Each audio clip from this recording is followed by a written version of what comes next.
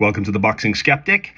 On this video, I'm just going to cover the upcoming fight between Opetaia and David Nyika, which is on January the 8th on DAZN. There doesn't really seem to be much hype around this fight. I mean, even a lot of pundits aren't even talking about it.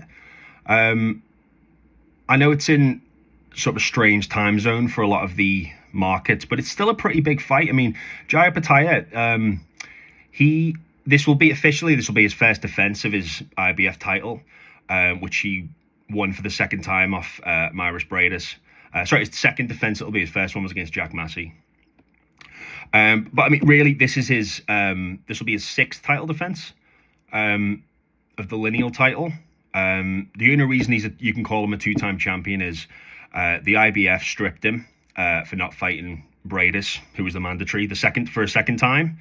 The same fighter he beat to win it off. And then rather than just not sanction his defense against Zorro, they decided to strip him. And then his fight against Bradis was for the vacant title in the rematch, which he won again. But I mean, really, he's not a two-time champion. This is his sixth defense of the lineal title, and he's the IBF Cruiserweight champion. But the politics aside, this is actually a pretty good fight. I'm going to go through the resumes of both fighters, of Opetaia and then David Nyika. Go through the fights, discuss what they do well, what they don't do well, and then I will give a prediction at the end of the video. So the first fight I'm going to look at is Opetaia's first fight against Bradis, his first title fight. This was a good fight. I actually scored it a draw. I thought a lot of the rounds were very close. I gave the first round to Bradis. That probably could have gone to Opetaia. And it was a fight of two halves. The first half, Opetaia won the majority of the first half. And then the second half was a lot more competitive. And Bradis, I mean, I think I had him sweep in the last 5 rounds of the fight. But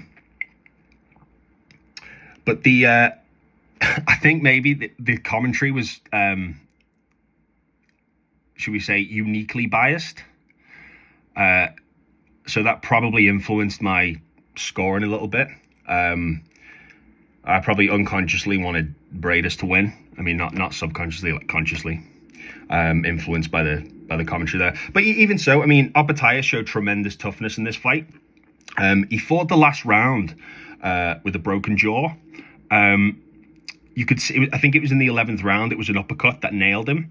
And you could see, I mean, when he gets hit, you can see the blood just like spew out of his mouth. The shot hits him and he snaps his head back. I'm assuming that's the punch. I mean, after the fight, his trainer said in the post-fight interview,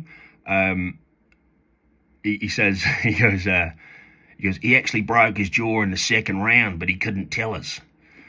And it's like, well, if he couldn't tell you, how did you know it was broken in the second round? I mean, maybe he could have said it after the fight, but you heard Opetaia after the fight. He couldn't even talk. He was during the interview, he just went, you know.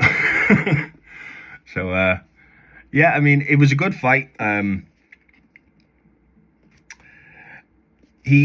Opetaia's style, he's shown that basically he has to be in a rhythm to punch. So he does a bit like a pendulum step, and then he goes on the beat. And Bradis got wise to it. I mean, Opetaia won the first few rounds. I mean, like I said, I gave Bradis the first, but Bradis started to get wise to it. He started to time him with the uppercut, and he did that over and over again. But even so, I mean, Opetaia, he was able to win most of the exchanges. His speed and combinations are tremendous. He was able to overwhelm Bradis in the exchange. So yeah, I had that fight a draw, but it was a unanimous decision for Bradis, for Opetaia. No issue with the scorecards. I mean, like I said, a few of those rounds are very close. They could have gone to Opetaia. I think the official scores were 116, 112 twice, and then 115, 113. So that's 7-5, 8-4, 8-4. And one of the judges was Steve Weisfeld. So if he says it's 8-4, it's probably 8-4. Next fight we'll look at is Opetaia's fight against Jordan Thompson. I mean, this fight, Thompson was basically just a huge target for Opetaia.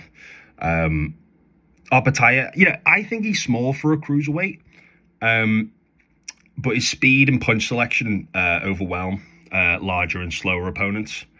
But Thompson took risks in this fight, and he actually nailed Opetaia as he squared up, which he has a tendency to do. So when Opetaia is going forward, he often, when he throws a combination, he'll switch to orthodox and then stay there. But he doesn't do it very subtly. He'll basically get caught in no man's land and square up right in the pocket. And sure enough, Thompson nailed him. But I got to tell you, like, when Opetaia gets hit and when he gets hurt, I mean, there's nothing wrong with his chin. I mean, it was literally cracked in the previous fight. His jaw was cracked, and he took that punch like it was nothing, and it just pissed him off. I mean, he was vicious. It's like he took it personally, and then he proceeded to annihilate Thompson. So the next fight is the fight against Ellis Zorro. This was on the Day of Reckoning card.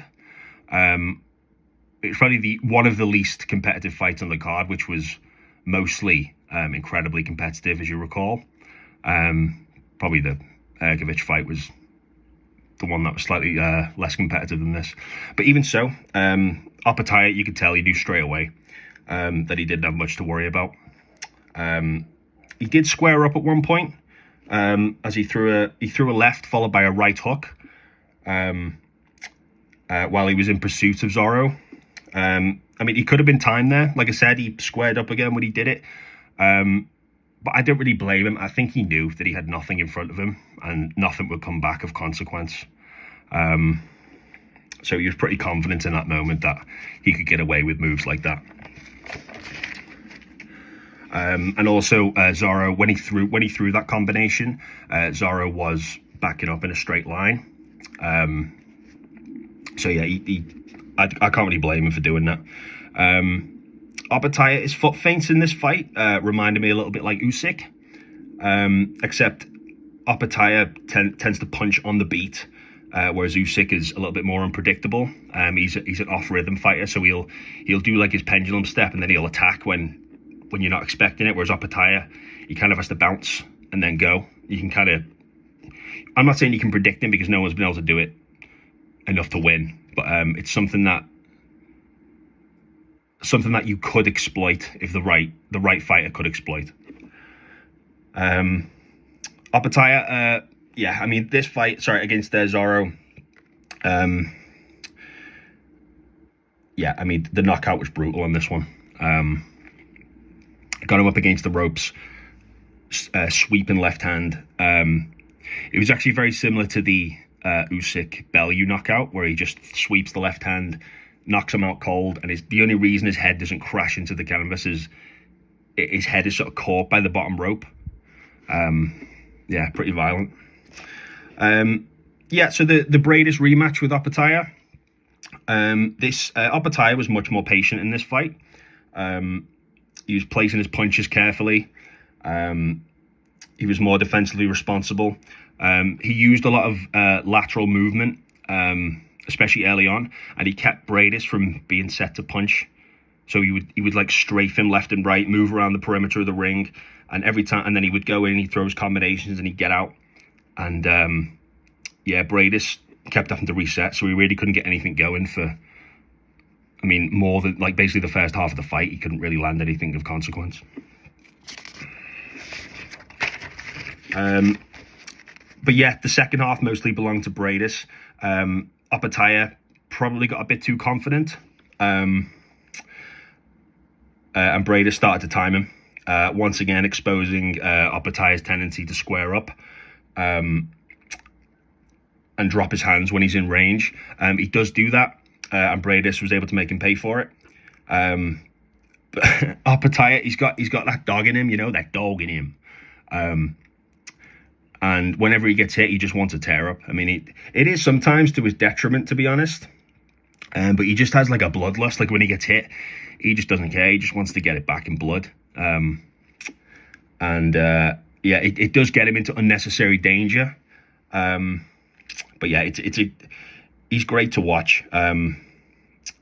Bradis, though, he's been the only one able to do this. Able to basically drag him into a bit of a war. He's the only one who has the skill and the toughness to take advantage of it. I do wonder about the wear and tear on Opetaia sometimes. You know, I'm not saying he's weathered, but you know, his jaw was broken. His nose was broken in this fight. You know, if he is in a division with big punches. And he's not the biggest cruiserweight in the world. I mean, you know, people keep talking about him going up to heavyweight. I don't think he's not big enough for heavyweight. Like, I know people said that about Usyk, but he's just not. I mean, if you look at his, what is he, 6'2"? His frame. I mean, does he look like he's dying to cut to the weight at the moment? I mean, I don't think so. I mean, who would you have him favourite against? A heavyweight? I mean, even if he moves up, say after Fury, Usyk and Joshua retire, say if he moves up, who's he going to beat? I mean, maybe he could win a belt, but even the smaller guys like Huni and Moses Italma, like, they're still bigger than Opetaia. And he's not, you know, the slippery slickster that Usyk is. I don't know. I think he should try and dominate cruiserweight for a little while longer. Maybe legitimize the bridgerweight division. No. Yeah, but anyway, this fight, Opetaia, he welcomes a war. He loves taking one to give one. He doesn't care. And he has the speed and the ferocity to usually win those exchanges. And he's tough. He's tough. So yeah, this second fight, again, it was close and competitive. I gave this one, I had it 115, 113 to Opetaia. Once again, it was a unanimous decision. Didn't have any issue with the scorecards. One judge did have it 117, 111, which is 9 rounds to 3. So, I mean, you look at that and you say, oh, that's too wide. But, I mean, is it? I mean, I haven't seen the scorecard. I'm guessing he gave Bradis the last 3 rounds, 10, 11, and 12. And he didn't give many others, which, I mean, I can see that. I mean, I gave him 10, 11, 12. I also gave him 9 and 7. Bradis, but even those two were close. You could give him to Opetaia. Yeah, and then his most recent fight was against Jack Massey. This was a brilliant performance. Opetaia systematically broke the will of Massey. He was patient, vicious, precise with his punching. He wasn't defensively perfect. He did get clipped with the right hand, but that's just, again, it's because he loves to hurt his opponents. He's extremely instinctual in there, and he will sacrifice defense for the opportunity to hurt his opponent, and that's what he did a lot in this fight. I don't think it's mental lapseness in concentration. I think it's a conscious choice he makes where, I don't care if I get hit, I'm just going to tear him up. Yeah, his body attack was destructive in this fight. I honestly don't think you can beat Opetaia going backwards.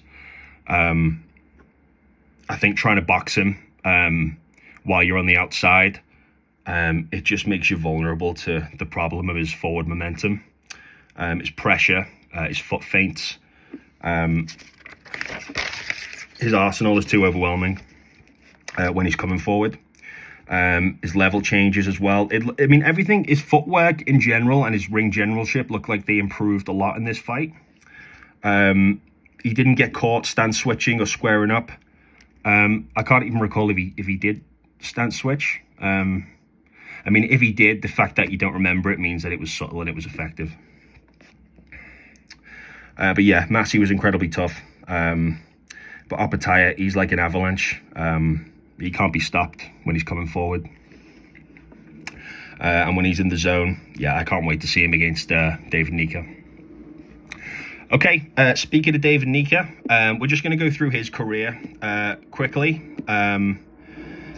He hasn't fought nearly the level of opposition that Opetaia has, but it makes for an interesting watch, and it can tell us a lot about what his success might be in this upcoming fight.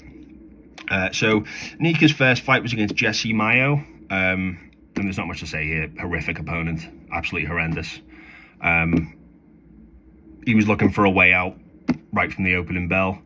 I understand that every prospect has gimmies coming up, like the first, 10, 15 fights are supposed to be against nobodies, cans, you're supposed to market the fighter. I get it. But I mean, this is literally a waste of everybody's time. I mean, he came out the corner. I think Nyika hit him with like a jab that he blocked, and he sort of wobbled, and then he threw was it a right hook or it's like a sweeping punch that Mayo slipped, ducked it. It like stroked the back of his head, and he caused him to go down. Pathetic, to be honest. I mean, the guy, and then he started holding the back of his head. The referee was having none of it. We counted him out, and then he was like, "Oh, he hit the back of the head." And he's like, "Nah, mate, it's a KO. Mate, you didn't beat the cat." So, yeah, pathetic, waste of time. Second fight against Anthony Carpan. This was another bottle job, to be honest. In this fight, I think David Nyika was coming off a bronze medal win at the Olympics. So this is his first fight after the Olympics. Because I think the 2020 Olympics was the first year that they allowed pros to compete. So he had his pro debut, went to the Olympics, and then came back. So this time he had Andy Lee in his corner, and you could see what they've been working on. I mean, Nyika looked sharp, composed, spiteful with his shot selection. Again, I mean, he would have had tougher sessions on the pads here than this opponent, than this Carpan. But he does keep his Nyika. He does keep his left hand quite low when he's stepping out of range, and he did actually get caught in this fight. I mean, again, it was of no consequence. I'm sure against an opponent with a pulse, he would have been more switched on. Next fight we'll cover is his fight against Karim Matala. I have to admit, I haven't seen the full fight of this. I think this went 5 rounds, a decision of 5 rounds, which is, I haven't seen that since the Contender series. But yeah, from what I've seen in this fight, Nyika, he did get caught a few times. And he had what looked like extreme defensive holes when stepping out of range. Again, leaving his left hand low, getting clipped. He looked like he was pawing with his jab as well, and he was getting clipped doing that. He was getting countered, but he didn't seem too concerned. He appeared to invite the tear up, to be honest. I don't know if it was just a conscious choice in this fight, because of the lack of opposition. He was just having fun in there. But by all accounts, it was a convincing win. The next fight we'll cover is Nyika versus Lewis Masters. This fight was good. I mean, it didn't last long, but Masters was game. He came out swinging straight from the get-go. He basically immediately nullified Nika's reach advantage, making it a non-issue.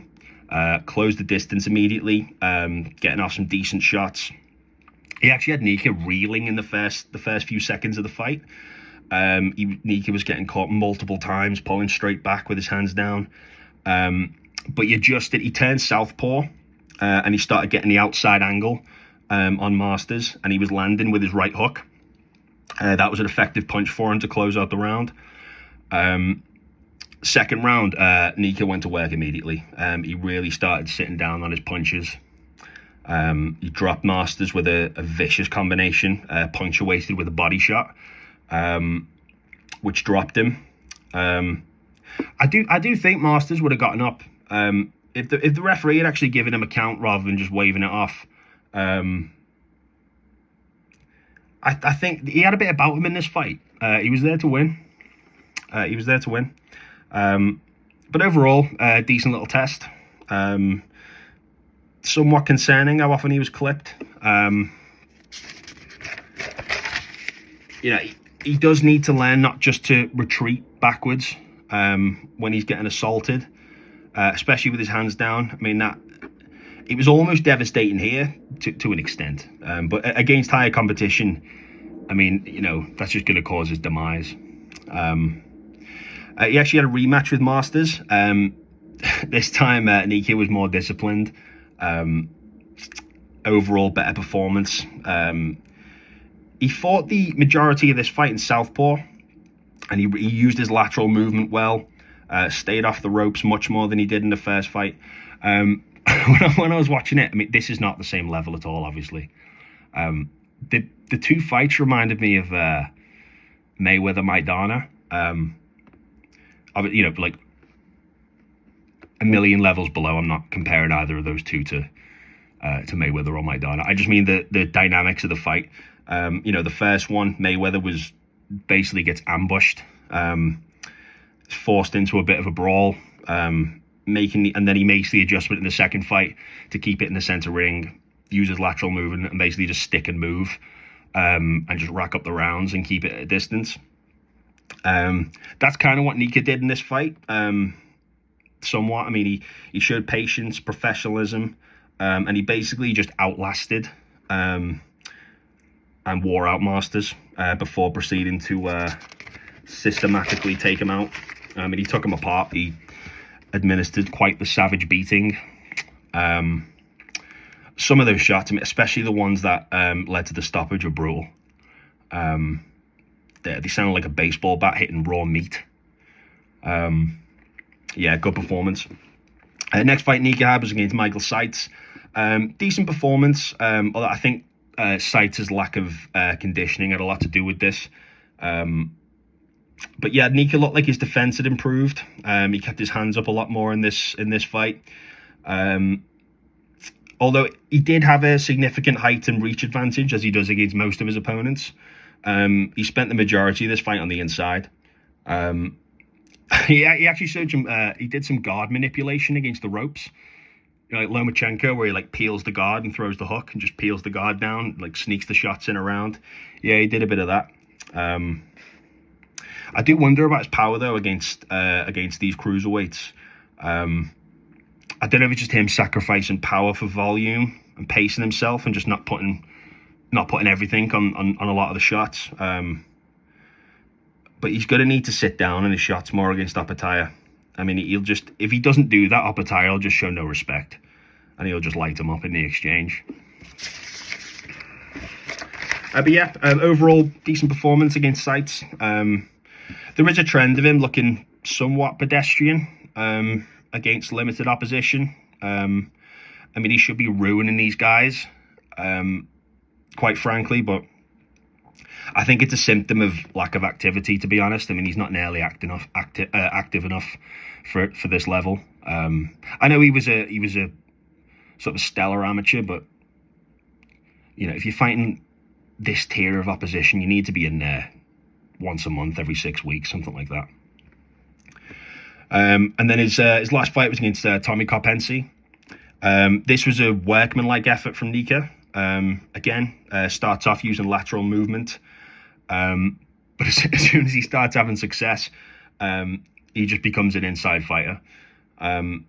He's actually a pretty good inside fighter. He's got nice fluid combinations on the inside, impressive body attack. A number of his knockouts have come from body shots that accumulate. It's like accumulation shots that he uses to wear him out. His size, presence, also play into wearing his opponents down. You could tell that Karpency in this fight, his will was broken in there. Nyika, he's effective on the inside and looks sensational at times. He has sharp, fluid combinations. But because of his height, he does sacrifice defense when he's in close quarters. But yeah, another good performance against a, albeit limited opponent. So, my prediction for this fight between Opetaia and David Nyika on Wednesday. I'll start with David Nyika. I mean, he's got a lot going for him. He's tall, he's rangy. He doesn't always use these physical advantages to their full potential. His defensive flaws, in combination with his overzealousness when exchanging, that's going to be his downfall. His first fight with Lewis Masters does draw concern with the ease in which he was hit. It's not the only time he gets clipped too often in fights. Again, if he's open to the wild shots of limited opponents like Masters, who is rudimentary compared with Opetaia. It doesn't bode well for him in this upcoming fight, and this is a colossal step up in competition for him. In contrast, Opetaia has consistently shown the ability to feint and maneuver much larger and comparatively quality level of opposition compared to what Nyika's been facing. He does this from the opening bell. His vicious offense, relative defensive responsibility. I think it'll enable him to find the huge target that is David Nyika relatively early on. I think he's going to find him quite quickly in the fight. Opetaia's speedy combinations, hypnotizing level changes, and violent precision, I think it'll beat the fight out of Nyika. Who's relatively inexperienced. I know he has a decent amateur record, but in the pros, I mean, he hasn't fought anybody even close to elite. So yeah, I think unfortunately for the nice guy, he will do well. For the first few rounds, they'll be somewhat competitive. But my official prediction for this fight, I think Jai Opetaia, victorious 5th round knockout. I think if Nyika's size and heart helps his durability, I expect the corner, if not the referee, to show him a bit of mercy before the fight reaches its midway point. I'll just take a couple of minutes just to talk about Justis Huni on this card. He's fighting Shaun Potgieter. The only time we've seen Huni step up against anyone of note was against Kevin Lerena. That was back in March of last year on the, I think it was the opening bout of the Knockout Chaos card, where Anthony Joshua decimated Paul Francis Ngannou. But yeah, Huni, he's a good, solid, fundamentally sound. He's a boxer puncher. So the way he holds himself and the sharpness and the regularity that he snaps the left hook in, it looks like he might be, I don't know if anyone's mentioned this, he might be a left-handed orthodox fighter, in that his power hand is his lead hand. His style's actually reminiscent of Miguel Cotto. Like if you watch him, like he's got solid defense, and he even moves like him when he's on the back foot, like that kind of retreat that Cotto used to do when he was like circling the ring, and he's like compact like Cotto was. Yeah, he looks a bit like Cotto in his style. Yeah, he's good to watch, but there's nothing dazzling about him. There's nothing that sparkles with Huni.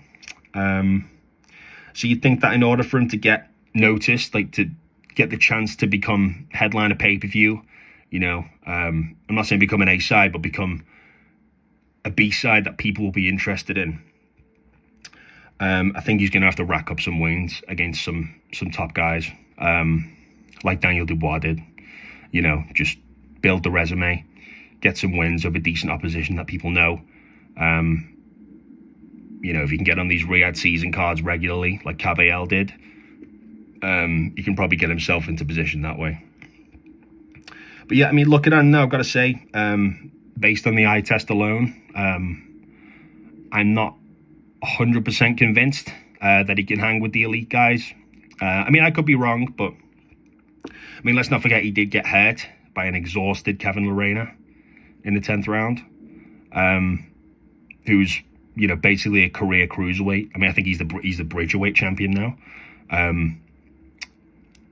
So he is a good fighter, but you know, I mean, and he did, you know, he does have that claim to fame of nearly upsetting the apple cart with Daniel Dubois and coming within an inch of upsetting him before getting stopped. But yeah, you know, we'll see. I mean, we'll see how it plays out against Shaun Potgieter. I mean, this Potgieter, obviously, he hasn't fought anyone even close to the level of Justis Huni. He has one loss. He suffered a first round knockout, I believe. But, you know, let's see. I mean, he's a big South African. He's 6'4". He can punch. You know, we'll see. It'd be nice to see Huni get a knockout, a spectacular knockout win on this. I mean, you know, he's got, this will have a lot of eyeballs on it down under. So, you know, it'd be nice for him to get a really spectacular looking knockout on that stage. you know, and we can add him to the mix. I mean, the more heavyweights, the better. This era, you know, it's coming to an end with the old guard. You know, we need as many colourful characters as we can get. And Huni can be in that mix. So we'll see how he looks on Wednesday. All right, that'll do it for... this has been my first video. So I'm going to... The next one, I'll probably do a review of the fight on Wednesday. But yeah, let me know in the comments. Let me know what you want me to do. I'm probably just going to mainly stick to covering the fights themselves. I mean, there's enough of them to keep me busy. But if you want me to cover, you know, boxing, things that's going on in the news and boxing, give me ideas of what you'd like to discuss. But yeah, like the video, leave me a comment, and I'll see you in the next one. Take care. Bye-bye.